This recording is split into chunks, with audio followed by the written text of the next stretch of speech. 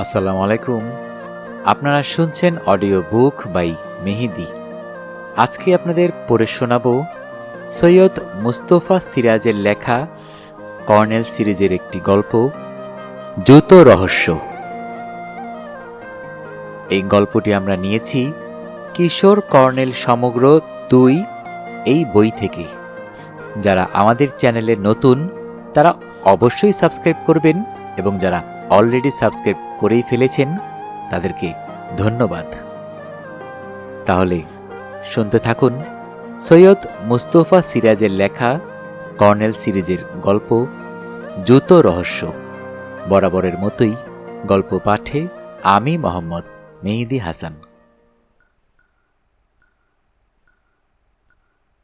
ভদ্রলোক দরজার পর্দার ফাঁকে উঁকি মেরে কাচুমাচু মুখে বললেন, জুতা পায়ে ঢুকতে পারি স্যার? নিশ্চয়ই পারেন, তবে খুলে রেখে এলেও আপনার নতুন জুতো যে চুরি যাবে না সে গ্যারেন্টি আমি দিতে পারি।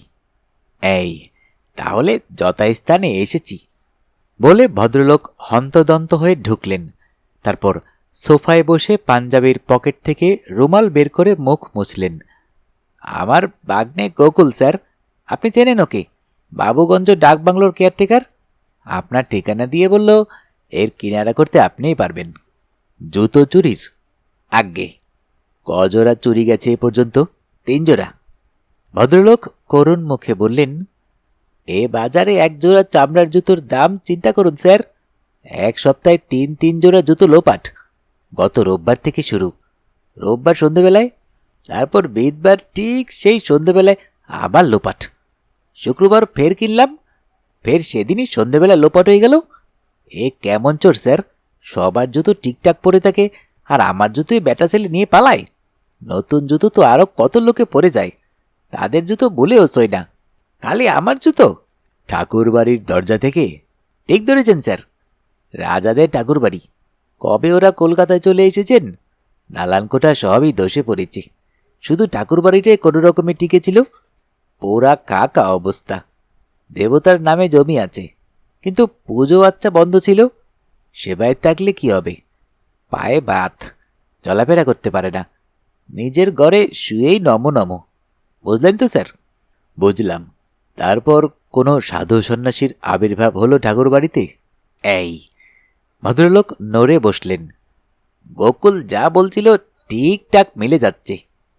তিনি আসার পর রোজ সন্ধে থেকে শাস্ত্রপাঠ, কথকতা, কীর্তনের আসর বসছিল?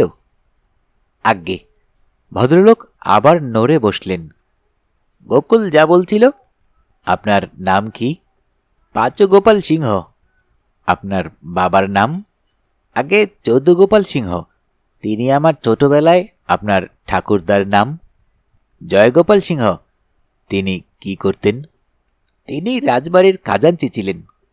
খাজাঞ্চি? আগে হ্যাঁ, খাজাঞ্চি মানে ক্যাশিয়ার স্যার, আজকাল খাজাঞ্চি বললে। আপনার বাবা কি করতেন? রাজবাড়ির সেরেস্তার মানে অ্যাকাউন্ট্যান্ট ছিলেন আর কি। আপনি কি করেন? রেলের টিকিট ছিলাম, গত মাসে রিটায়ার করে পৈতৃক বাড়িতে এসে উঠেছি। বিয়ে টিয়ে করিনি। আমার বিধবা দিদি গোকুলের মা স্যার, দিদি আমাদের বাড়িতে থাকতো। আমি আসার পর সে গোকুলের সরকারি কোয়ার্টারে চলে গেছে। কত করে বললাম, থাকলো না। বলে কি আর এ বাড়িতে ভূতের অত্যাচার সইতে পারবে না। ভূতের অত্যাচার? আগে। ভদ্রলোক চাপা গলায় বললেন, রাত বিরেতে কী সব অদ্ভুত শব্দ, কুকুর চাচালে থেমে যেত। তবে প্রথম প্রথম গা করিনি, এসে শান্তি সস্তায়ন করলাম, তাতেও কাজ হলো না। এমন সময় সাধু বাবার আবির্ভাব, কাজেই তার শরণাপন্ন হলেন। হলাম, কিন্তু সাধু বাবার কৃপায় ভূতের অত্যাচার যদি বা বন্ধ হলো, হঠাৎ এই আরেক উপদ্রব শুরু হয়ে গেল। জুতো চুরি। 3 জোড়া জুতো স্যার। সাধু বাবা কোনো আশকারা করতে পারলেন না? ভদ্রলোকের মুখে এতক্ষণে আতঙ্কের ছাপ ফুটে উঠল। আশকারা করতে গিয়েই সাংঘাতিক কাণ্ড স্যার। কাল শনিবার সকালে ঠাকুরবাড়ির যে ঘরটায় সাধু বাবা থাকতেন, সেই ঘরের বারান্দায় চাপ চাপ রক্ত দেখা গেল। সারা বাবুগঞ্জে হুলস্থুল। পুলিশ এলো, রক্তের চাপ পেছনকার দরজার ঘাটেও পাওয়া গেল। নিচে গঙ্গা, পুলিশ বলল বডি গঙ্গায় ফেলে দিয়েছে। আমি এর মাথামুন্ডু কিছুই বুঝতে পারছিলাম না। শেষে গোপনে গোকুলকে সব বললাম। তখন গোকুল, আপনার বাড়িতে আর কে কে থাকে? কেউ না স্যার, আমি একা থাকি, সপাক খাই, বরাবর নিজের কাজ নিজে করার অভ্যাস আছে। আপনি যে রোজ সন্ধে বাড়ি থেকে সাধু বাবার আসরে যেতেন, কাছেই স্যার, খুব কাছে। হ্যাঁ, কিন্তু আপনার কি মনে হতো না যে বাড়িতে চোর ঢুকতে পারে? ভদ্রলোক হাসবার চেষ্টা করে বললেন, বলো স্যার, ভুলোর চাচানি যে একবার শুনেছে সেই কানে আঙ্গুল খুঁজে পালাবে। ভুলো কোনো কুকুরের নাম? আজ্ঞে, ঠিক ধরেছেন। গোকুল যা যা বলছিল। ভুলোকে আপনি কোথায় পেলেন? দিদির পোষা দেশি কুকুর। দিদি চলে গেলেও ভুলো চলে যায়নি। তা বলে ভুলো এখন আপনার বাড়ি পাহারা দিচ্ছে? হ্যাঁ। ভদ্রলোক চমকে উঠলেন। তাই তো, ওর কথা কাল থেকে আমার খেয়ালই নেই। ভুলোকে আমি কাল থেকে দেখেছি? না, দেখিনি। হুম হুম দেখিনি দেখিনি। কি আশ্চর্য! ভুলো কি তাহলে দিদির কাছে চলে গেছে? অকৃতজ্ঞের কাণ্ড দেখেছ? আপনি ফিরে গিয়ে ওর খোঁজ নিন, দেরি করবেন না। পাঁচগোপালবাবু তরাক করে উঠে দাঁড়ালেন। তারপর আর একটা কথাও না বলে হন্তদন্ত হয়ে ঘর থেকে বেরিয়ে গেলেন। এতক্ষণ চুপচাপ বসে এই সব কথা শুনছিলাম। এবার দেখলাম আমার বৃদ্ধ বন্ধু প্রকৃতিবিদ এবং রহস্যভেদী কর্নেল নীলাদ্রি সরকার চোখ বুজে সাদা দাড়িতে হাত বুলোচ্ছেন। চওড়া টাক বড় বেশি চকচক করছে। একটু হেসে বললাম, আশ্চর্য কর্নেল, আপনি অন্ধকারে ঢিল চড়েন এবং দিব্যি সেই ঢিল লক্ষ্যভেদ করে? কর্নেল চোখ খুলে জোরে মাথা দোলালেন। অন্ধকারে?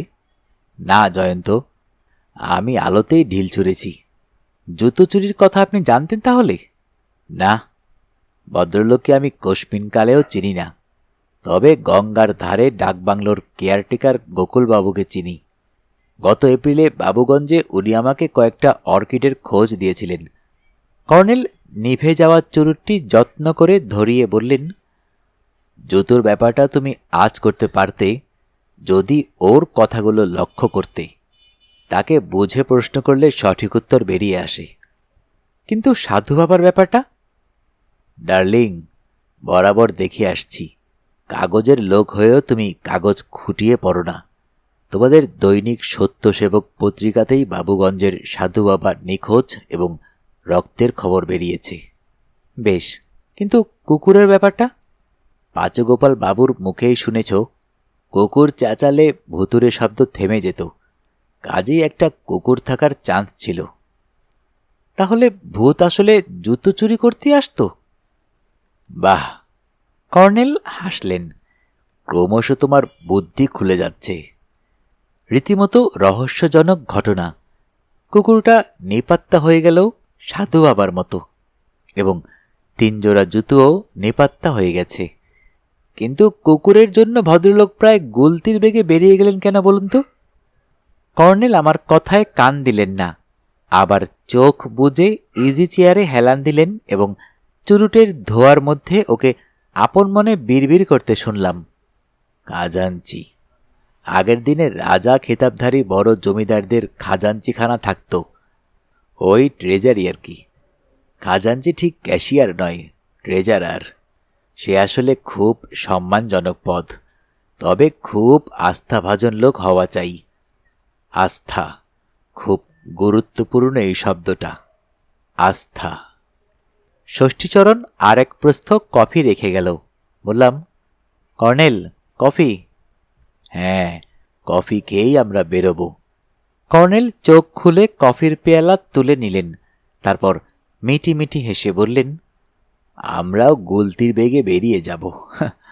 বাসে মাত্র ঘণ্টা 3 জার্নি, পৌঁছেই লাঞ্চ খাওয়া যাবে।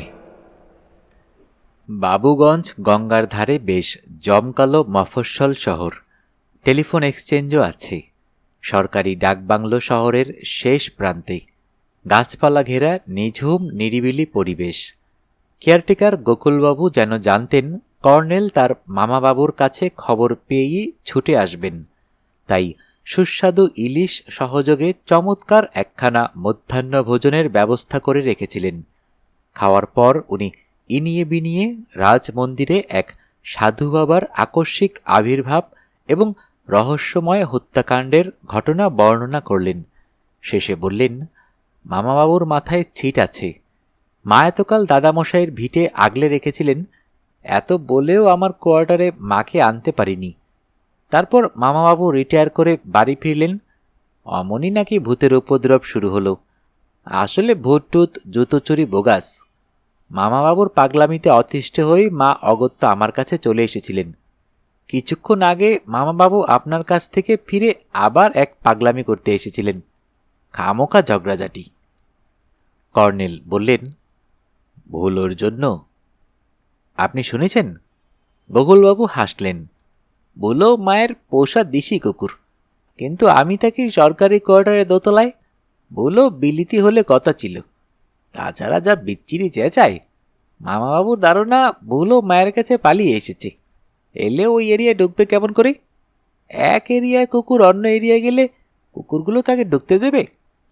চলে যাওয়ার আগে গোকুলবাবু জানিয়ে গেলেন, তার মামাবাবুর জুতো চুরির ব্যাপারটা নয়, সাধু বাবার হত্যা রহস্যের ব্যাপারে তার খটকা লেগেছিল।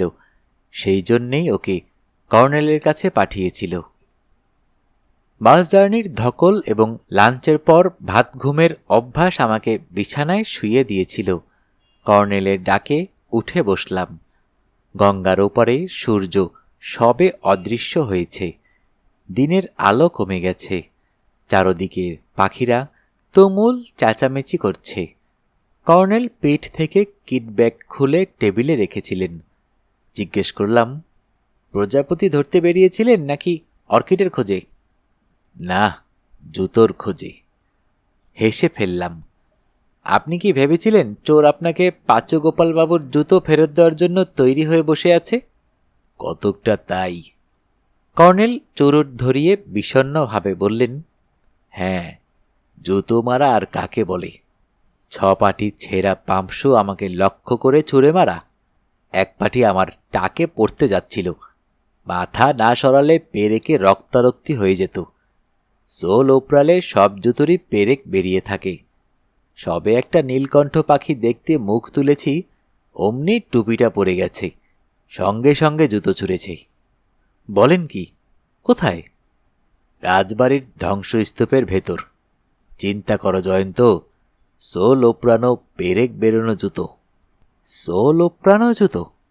আরও অবাক হয়ে বললাম, তাহলে কি পাচুগোপালবাবুর জুতোর সোলের ভেতর কিছু লুকোনো ছিল? পরপর 3 জোড়া জুতো চুরি যাওয়ার কথা শুনেই সেটা তোমার মাথায় আসা উচিত ছিল। বিশেষ করে সেকালের এক জমিদার বাড়ির ট্রেজারারের পৌত্রের জুতো। এই সময় উর্দি পরা এক লোক ট্রেতে কফি নিয়ে এলো। সে সেলাম দিয়ে চলে যাচ্ছিল। কর্নেল ডাকলেন, রামহরি। সে কাছে এলে কর্নেল বললেন, তুমি তো এখানকার লোক। রাজমন্দিরের সেবায়েত ঘনশ্যামবাবুর বাড়িতে কে কে আছে এখন? রামহরি বলল, ঠাকুর মশাইয়ের 3 মেয়ের বিয়ে হয়ে গেছে। ছেলে নেই, এখন শুধু গিন্নি ঠাকুরও আছেন। ঠাকুর মশাই তো বাতের অসুখে বিছানায় পড়ে আছেন। ঠাকুর মশাইয়ের কোনো ভাই বা জ্ঞাতি নেই? এক ভাই ছিল, বনিবনা হতো না। ঠাকুর মশাইয়ের সঙ্গে ঝগড়া করে চলে গিয়েছিল। সে প্রায় 3-4 বছর আগের কথা স্যার। শুনেছি সে জেলখানায় আছে। চুরি ডাকাতি করে বেড়াতো। সেই নিয়েই তো দাদার সঙ্গে ঝগড়া। ঠিক আছে, তুমি এসো রামহরি। রামহরি চলে গেলে কর্নেল চুপচাপ কফি খেতে লাগলেন। তারপর বললেন, চলো ঠাকুরমশাইয়ের বাড়ি যাই। বিদ্যুতের আলোয় বাবুগঞ্জ ঝলমল করছিল। বড় রাস্তায় পৌঁছে কর্নেল একটা সাইকেল রিক্সা নিলেন। সন্ধে রাতের প্রচণ্ড ভিড়। রিক্সাওয়ালা অনেক ঘিঞ্জি গলি পেরিয়ে একখানে থেমে বলল, আর যাওয়া যাবে না স্যার, পায়ে হেঁটে চলে যান। আমি বলেই এলাম, অন্য কেউ কিছুতেই আসবে না। কর্নেল বললেন, কেন হে, ভূতের ভয় নাকি? রিক্সাওয়ালা কপালে বুকে হাত ঠেকিয়ে বলল, ঠাট্টা তামাশার কথা নয় স্যার। এই তল্লাটে দিন দুপুরে কেউ পা বাড়ায় না আজকাল। যাচ্ছেন যান, তবে সাবধানে যাবেন। সে রিক্সা ঘুরিয়ে উধাও হয়ে গেল। এদিকটায় বিদ্যুৎ নেই। কর্নেল টর্চ জেলে এগিয়ে গেলেন। ওকে অনুসরণ করলাম। ধ্বংসস্তূপ আর জঙ্গল, এক ফালি আঁকাবাঁকা পথ, সামনে মিটমিটে আলো জ্বলছিল। কর্নেলের টর্চের আলোয় একটা জরাজীর্ণ একতলা বাড়ি দেখা গেল। কাছে গিয়ে উনি ডাকলেন, ঠাকুরমশাই আছেন নাকি? দরজা খুলে এক প্রৌঢ়া ভদ্রমহিলা লণ্ঠন হাতে বেরিয়ে কর্নেলকে দেখে যেন চমকে উঠলেন। কাঁপা কাঁপা গলায় বললেন, কোত্থেকে আসছেন আপনারা? কর্নেল বললেন, কলকাতা থেকে আসছি, একটা কথা বলেই চলে যাব। উনি তো অসুস্থ। না, কথাটা আপনার সঙ্গে। আমার সঙ্গে? কি কথা? আপনি কি ঠাকুর বাড়িতে সাধু বাবার আসরে যেতেন? ভদ্রমহিলা আবার চমকে উঠেই সামলে নিলেন। কেন সে কথা জিজ্ঞেস করছেন বাবা? আপনারা কি পুলিশের লোক? আমরা কোনো সাথে পাচে থাকি না। আমার কথার জবাব দিলে খুশি হব, ঠিক জবাব না পেলে কিন্তু ঝামেলায় পড়বেন। কর্নেলের কথার ভঙ্গিতে ভয় পেলেন ভদ্রমহিলা। বললেন, আমরা তো কারো কোনো ক্ষতি করিনি বাবা। আপনি কি সাধু বাবার আসরে যেতেন? ঠাকুরমশাইয়ের স্ত্রী আস্তে বললেন, একদিন গিয়েছিলাম। শুক্রবার সন্ধে? হ্যাঁ বাবা। কতক্ষণ ছিলেন আসরে?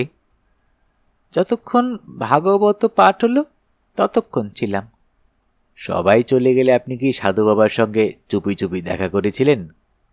ভদ্রমহিলা শ্বাস প্রশ্বাসের সঙ্গে বললেন, হ্যাঁ তা। আপনি তার সঙ্গে দেখা করেছিলেন কেন? ঠাকুরমশাইয়ের স্ত্রী চুপ করে থাকলেন। বলুন, তা না হলে ঝামেলায় পড়বেন কিন্তু। এই সময় ঘরের ভেতর থেকে খ্যানখ্যানে গলায় কে বলে উঠল, বলে দাও না, এত ভয় কিসের? ভূত নিজের পাপের শাস্তি পেয়েছে, একদিন না একদিন সে খুন হতোই। হয়েছে, পুলিশকে বলে দাও সব কথা। কর্নেল একটু হেসে বললেন, সাধু বাবাকে আপনি চিনতে পেরেছিলেন, তাই না? সেই জন্য চুপি চুপি তার সঙ্গে দেখা করেছিলেন। কি বলেছিলেন আপনি তখন আপনার ভূত ঠাকুরপোকে? ভদ্রমহিলা কেঁদে ফেললেন। ওকে বললাম, আমি তোমাকে চিনতে পেরেছি, আর কিছুদিন থাকলে আরো অনেকে চিনে ফেলবে। তুমি শিগগির পালিয়ে যাও ঠাকুরপো। হঠাৎ সেই রাত্রিরে ঠাকুরপো খুন হয়ে গেল, চাপ চাপ রক্ত। কর্নেল বললেন, আপনার ঠাকুরপো ভূতনাথের নামে পুলিশের হুলিয়া জারি করা আছে। এলাকার কয়েকটা ডাকাতির মামলা ঝুলছে তার নামে। জানি, সেই জন্যই তো। হ্যাঁ, তাই তাকে চিরদিনের জন্য বেঁচে যাওয়ার একটা ফন্দি দিয়েছিলেন। আপনার বুদ্ধির প্রশংসা করছি। কথাটা বলেই কর্নেল হন্তদন্ত হাঁটতে লাগলেন। আমি হতবাক হয়ে ওকে অনুসরণ করলাম। বাংলোয় ফিরে দেখি পাঁচুগোপালবাবু অপেক্ষা করছেন, কাঁধে একটা কাপড়ের ব্যাগ। কর্নেলকে দেখে উত্তেজিতভাবে বললেন, অনেক খুঁজে পেয়ে গেছি স্যার, আপনি যা বলেছিলেন ঠিক তাই। কর্নেল বললেন, জুতো?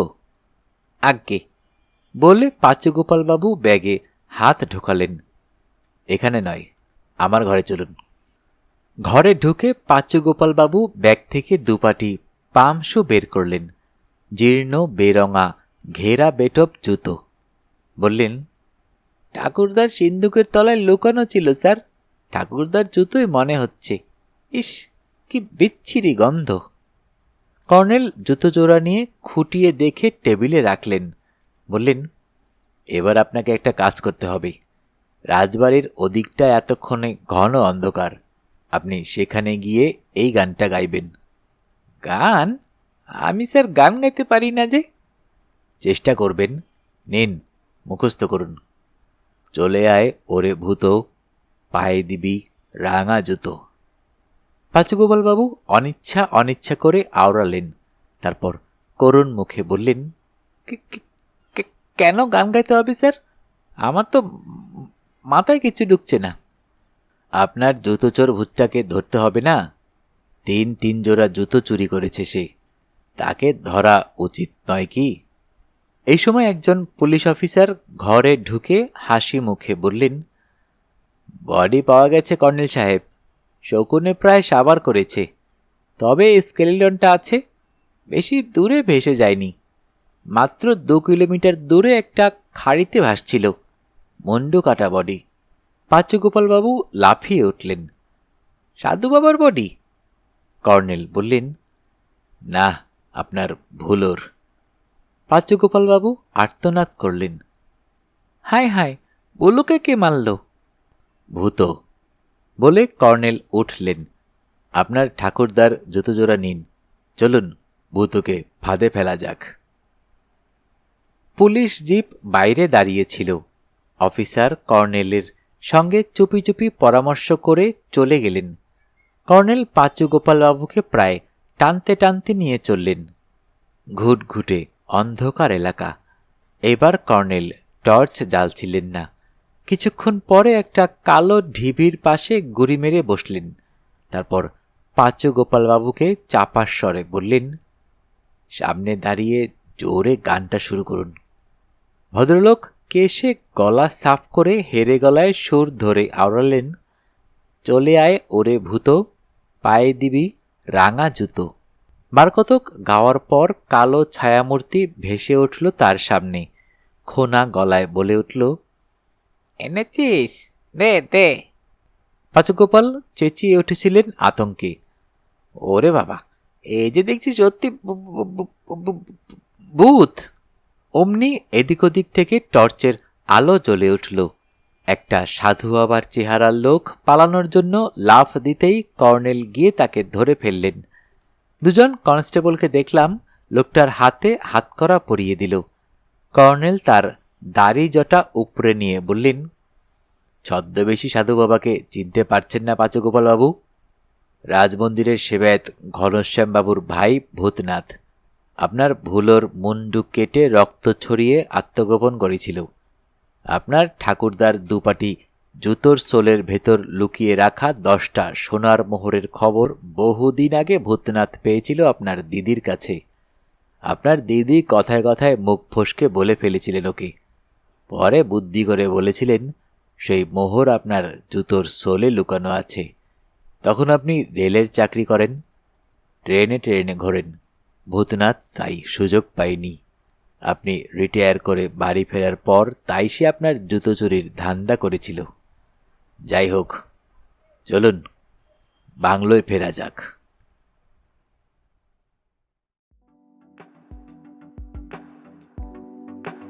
শুনতে শুনতে শেষ হয়ে গেল আমাদের আজকের গল্প। যারা এখনও অডিও বুক বাই মেহেদি চ্যানেলটি সাবস্ক্রাইব করেননি, অনুরোধ থাকবে চ্যানেলটি সাবস্ক্রাইব করে বেল আইকনটি অন করে দিবেন। বরাবরের মতোই গল্প পাঠে আমি মোহাম্মদ মেহেদি হাসান। আপনাদের জ্ঞাতার্থে একটা কথা জানিয়ে রাখি, অনেকেই আমার গল্পগুলো শুনছেন, ভালো লাগছে আপনাদের, সেটা আপনাদের মন্তব্য এবং শেয়ার দেখে বুঝতে পারি। তবে আপনারা সাবস্ক্রাইব করছেন না, এটা কিন্তু খুবই দুঃখজনক ব্যাপার। অনেক কষ্ট করে আপনাদের জন্য গল্প উপহার দেওয়ার চেষ্টা করি। যদি ভালো লেগে থাকে তাহলে অবশ্যই বন্ধুবান্ধব এবং পরিবার পরিজনদের সবার সাথে শেয়ার করবেন এবং আমাকে সাপোর্ট করবেন। এবং অবশ্যই মনে করে সাবস্ক্রাইব করতে ভুলবেন না যেন। মন্তব্য করে আপনাদের মনের কথাগুলো আমাকে জানাবেন এবং কেমন গল্প শুনতে চান অবশ্যই আমাকে জানাতে পারেন। আপনাদের মন্তব্যই আমার চ্যানেলের মূল মন্ত্র। সবাই ভালো থাকবেন, সুস্থ থাকবেন এবং বেশি বেশি করে বই পড়বেন, কারণ বইয়ের চেয়ে ভালো বন্ধু আর হয় না।